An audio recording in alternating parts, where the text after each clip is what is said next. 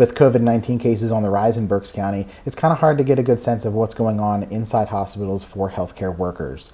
Penn State Health St. Joseph has set up a special press conference to give us a one-on-one time with a few different nurses and doctors to ask them about their training, what are they doing to treat COVID-19 patients. We're going to join the chat right now. Well, first of all, in critical care, we're responsible for taking care of the sicker patients who are presenting with the COVID virus. So they may require intubation at times or high flow oxygen. They usually are hypotensive and requiring what we call pressors, which is IV medication that's infused to bring up their blood pressures. So we're seeing them on the spectrum of being very, very ill and requiring very intensive care. People may have heard that patients are sometimes proned, which is a special positioning we're required to help them with. So it's a very physical job right now. It's not always that way in critical care, but these kind of patients require a lot of physical care, and it's also very kind of chaotic at times. They're coming to our unit very quickly, deteriorating sometimes quickly, and so it can be a very busy day.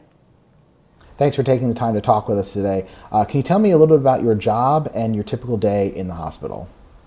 Thank you. My typical day on a COVID unit involves taking care of 3 or 4 patients who are COVID positive or being ruled out for COVID virus. We're, using full PPE equipment on all these patients, so it's very time-consuming donning and doffing every time you go in the room. It's required a little bit of a change in care in that we really have to have a lot of forethought and think ahead before we go into the rooms, try to group your tasks.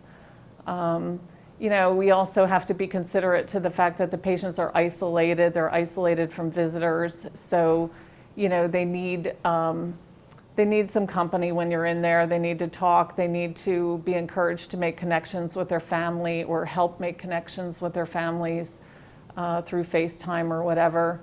But it's really just, you have to be very mindful throughout the day, every time you go into the room, what you need, what you might need while you're in there. Check with the patient before you go in to see if there's anything they need before you get in there. Because again, you're using equipment every time you go in, so you want to be conscious of how much equipment you're using and try to conserve.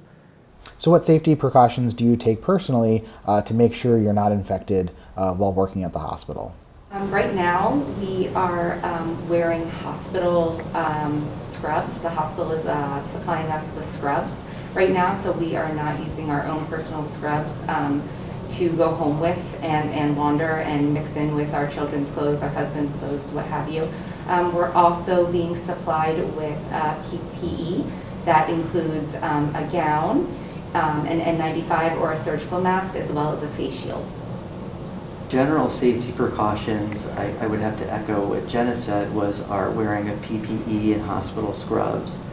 As it relates to practice out on the floors, what we've done is designated among our hospitalist team a specific team for management of COVID patients.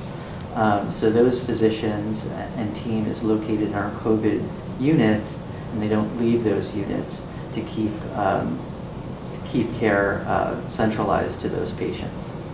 Could you tell me a little bit about the morale among staff and doctors and nurses and how everyone's kind of getting through this?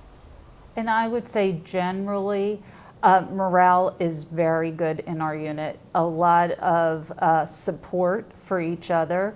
The management has been very good about providing us meals. We go into our break room, there's pizzas delivered, there's food around. It's not always easy to take breaks when you're in critical care. You have people who are ill, you can't leave their bedside. In that respect, it's difficult. And we work 12-hour shifts, most of us, so it's a long day. But I feel that we are supported as far as taking breaks and trying to get relief, trying to get, I know other staff members, Patty has worked in our unit, so we have other people coming and supporting us so that even if we can't leave for a full break, somebody steps in and allows us some time to get something to eat. But again, very supportive atmosphere. A lot of switching shifts, covering shifts. If in critical care, things can get very busy very quickly, and it's hard to flex up as far as staff goes. But we have a phone list, and there's a lot of communication as far as getting us extra help. So I feel that there's really a lot of support within our unit. And last question, what have you done to prepare personally and professionally for COVID-19? As Mimi said, we had a lot of, the hospital provided a lot of preparation, a lot of drills prior to actual admission of any COVID patients, as far as donning and doffing the PPE equipment properly, the proper techniques so that you don't contaminate. Personally, staying on top of the latest news about COVID and treatments.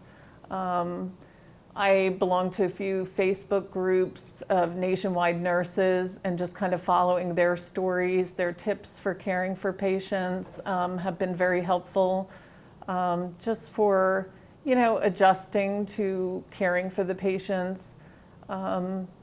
And just trying to be supportive of other staff members as well on our unit and other units that you're working on. Some people have higher anxiety levels than others about caring for these patients. So, trying to be supportive and helping others. Like Brian said, I think there's been a lot of great camaraderie that's come out of this.